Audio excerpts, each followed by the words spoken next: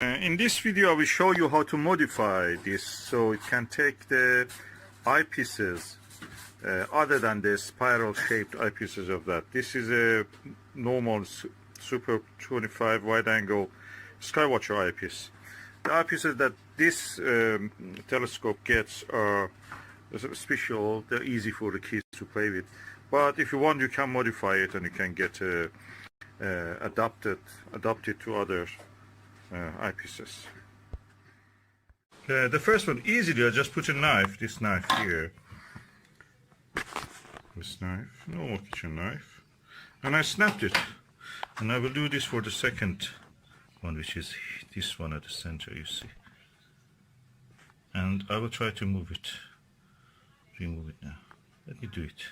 I have several of these telescopes, so it doesn't matter if it goes wrong, one of them. I bought it really cheap. So I'm just doing sacrifice on that. This one has been owned by somebody who probably had a kid and they just put it all the labels. These labels come free with it, with a stand also with the eyepiece and a cap. And there is also a cap for this. In this one, I have removed it. Okay, I've removed that one also. I cut it practically. And this is that piece of pin.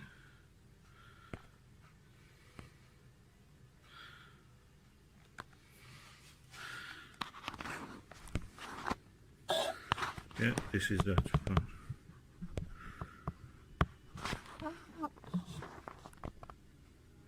Quite tiny, 1 millimeter. So I will cut it.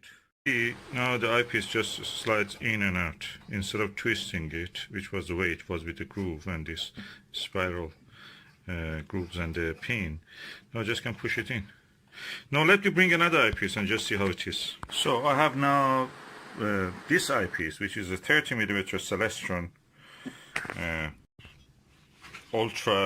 Ultima series fully multi-coated, and this is the original 20mm. I think is 30 times erect in image, of course, but 30 times, that means around 20mm. This is 30mm, so it gives me wide angle view. So let me try it with this. Sorry, this is 12mm. 20mm is the 15 times one, which doesn't come with this. I have a separate one, but just wanted to be able to use this bigger eyepieces with that. And let us see how it is. Oh, it easily fits here. Easily fits, and it easily comes to focus. I can say that. Of course, I have to turn off the flash just to see that. Yeah, as you can see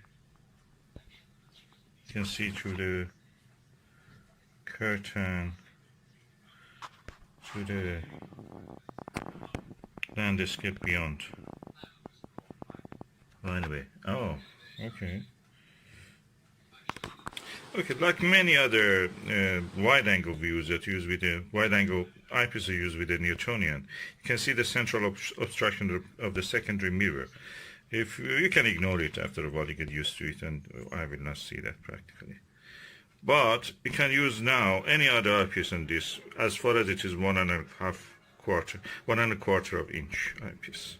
So really good improvement. Really happy with the result. And I have modified it now. It is a proper astronomical grab-and-go tabletop telescope, as good as Astroscan 2001. The whole thing is not any bigger than this kettle, almost as big as the kettle, or slightly bigger than the kettle. I'll put them side by side so you can see. Yeah, slightly bigger than the kettle.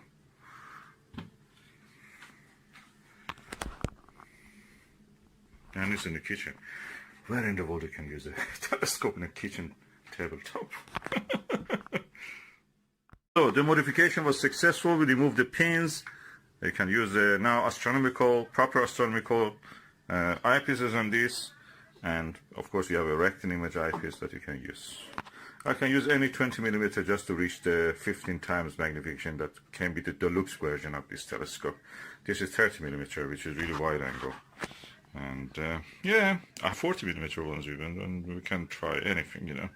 Practically, I can use any of my planetary TMB and Celestron Mead or any Revelation, I don't know, Olivon, and any eyepiece that I have, Poso, Nagler, anything that you can use with a 1.25 inch eyepiece.